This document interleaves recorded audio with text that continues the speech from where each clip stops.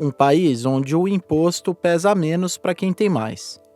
Um presidente que sempre repetiu que ia colocar o pobre no orçamento. E que agora, para não fazer as contas públicas desandarem, diz que vai compensar colocando o rico no imposto de renda. Eu sou o Antônio Mami e esse aqui é o Durma Com Essa, o podcast de notícias do Nexo.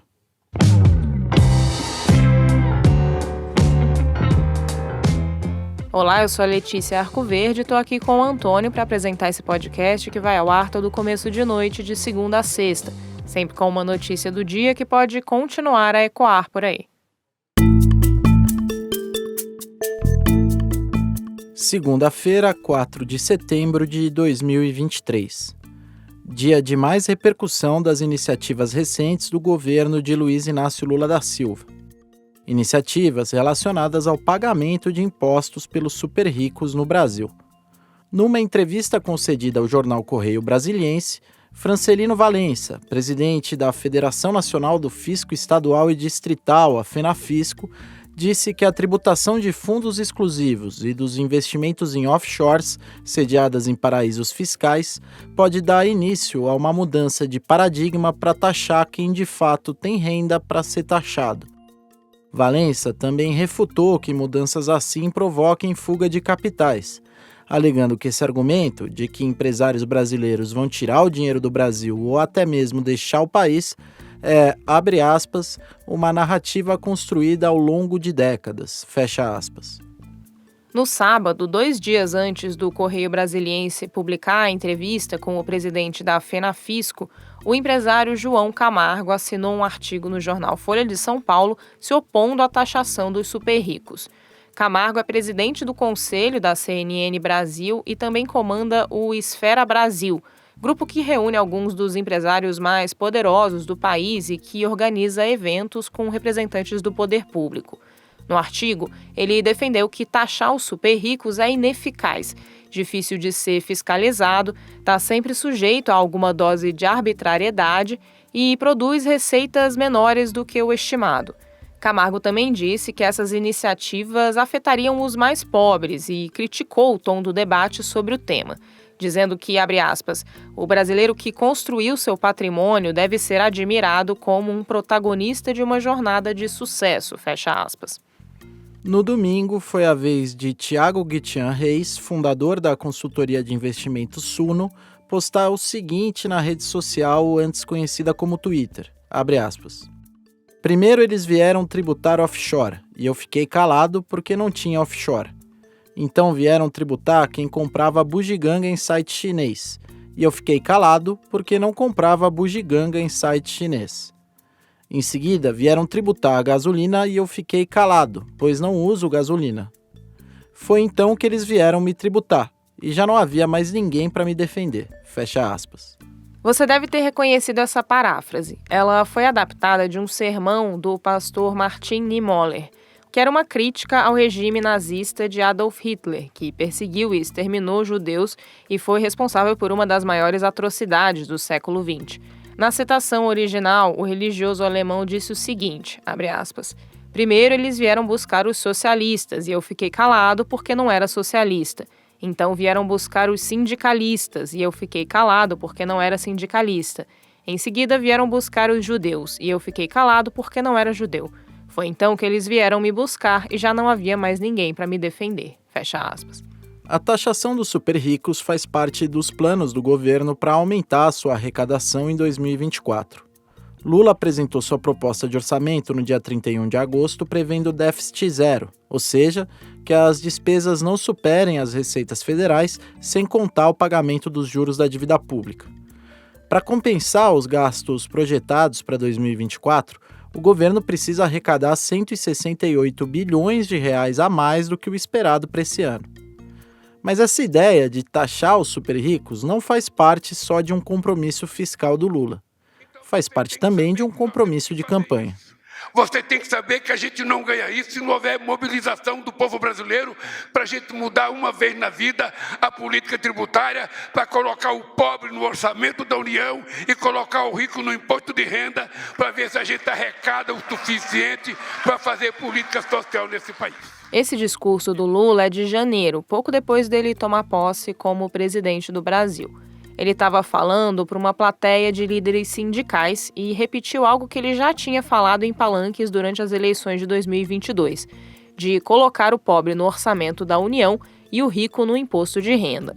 O que, em outras palavras, é uma promessa de redistribuição de renda. Mas afinal, quem são esses ricos, esses super ricos? Eles pagam um pouco imposto mesmo? E o que o Lula pretende fazer?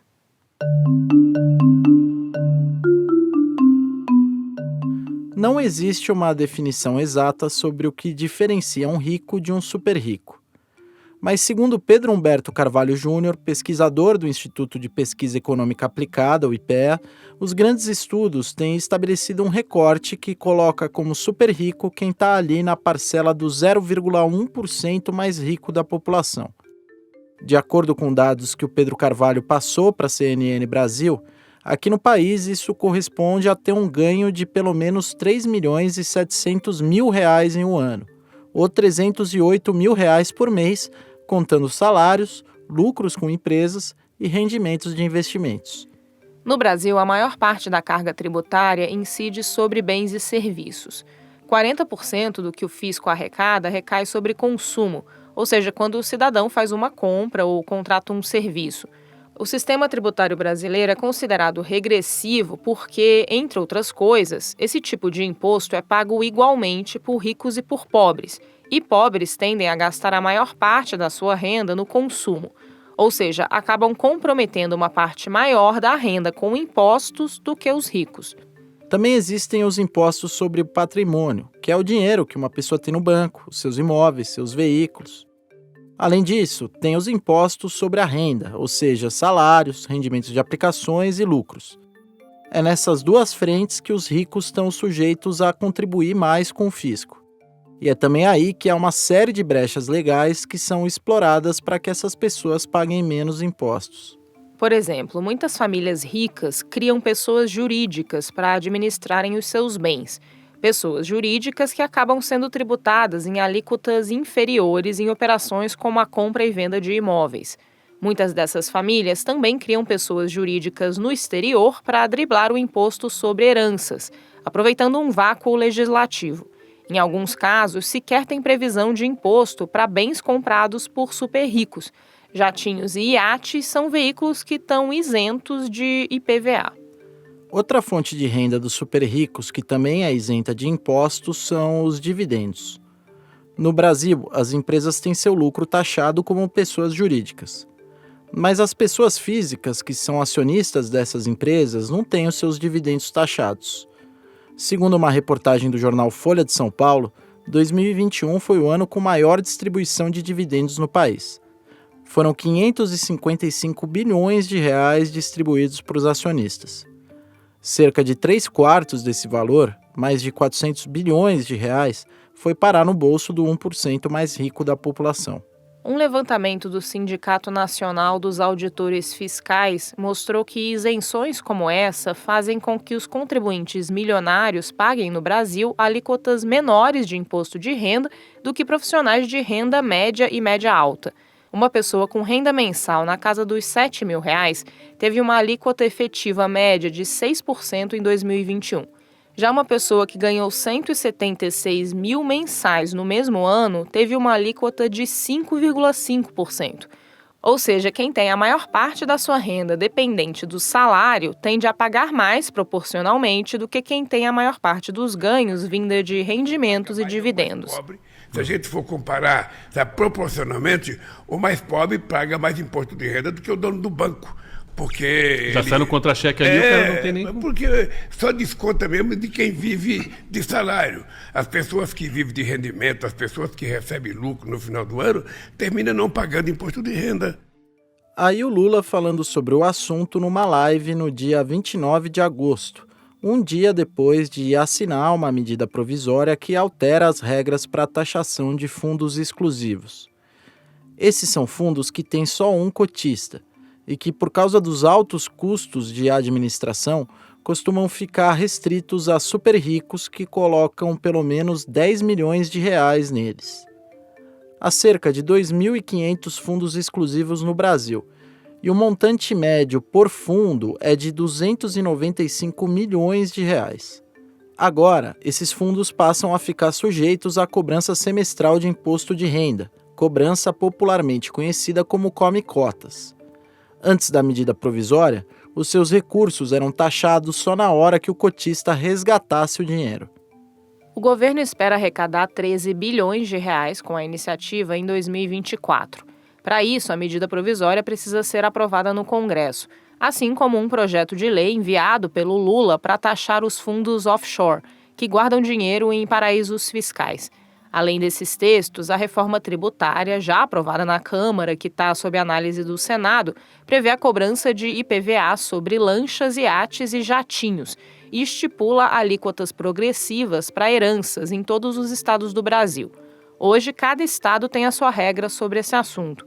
Além disso, a reforma finalmente vai regulamentar a taxação de heranças no exterior, algo que não foi legislado desde a promulgação da Constituição em 1988.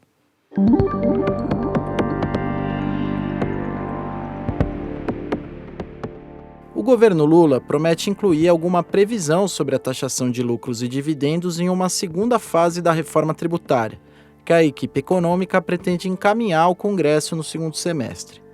O ministro da Fazenda, Fernando Haddad, já disse que vai tratar o assunto com bastante cautela. Isso porque uma proposta nesse sentido acabaria impactando a tributação direta das empresas, o que afeta a atividade produtiva.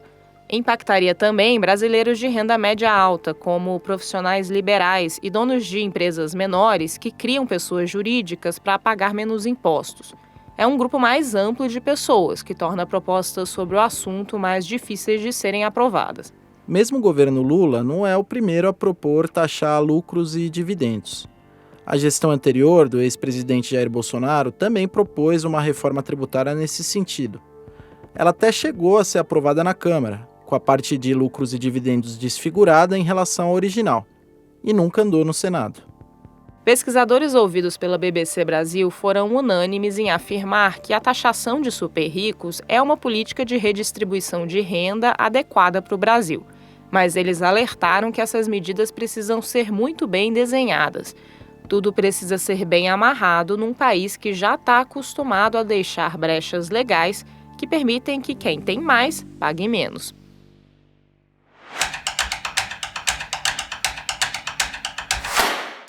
Um caso fundamental para a demarcação de terras indígenas está sendo julgado pelo Supremo Tribunal Federal. É a ação que julga a procedência de uma tese que ficou conhecida como marco temporal. A Mariana Vick está acompanhando esse julgamento, que foi suspenso e vai voltar nos próximos dias, e vai explicar para a gente o que está em jogo. Mariana, o que diz essa tese e quais são os argumentos contra e a favor dela? E qual é o placar até agora? O marco temporal é uma tese jurídica que propõe que o direito à terra indígena só deve ser garantido se ficar comprovado que no dia 5 de outubro de 88 a área estava ocupada por esses grupos. A data estabelecida é a mesma da promulgação da Constituição Federal. A teoria surgiu num julgamento do Supremo de 2009 e tem sido alegada em vários processos sobre demarcações. A tese é defendida pela bancada ruralista do Congresso Nacional, que diz que a adoção do marco temporal é uma forma de trazer segurança jurídica para produtores que estão em disputa por terra com povos indígenas. Já acadêmicos e movimento indígena consideram que estipular um marco temporal para as demarcações é inconstitucional. Para eles, a tese ignora o histórico de violências e remoções forçadas, às quais as comunidades indígenas estão expostas desde a colonização. Agora, esse assunto está no Supremo, que tem que decidir se essa tese é válida ou não. 4 ministros já votaram contra o marco temporal, ou seja, a favor dos povos indígenas, e 2 votaram pela validade da tese. Faltam os votos de 5 ministros.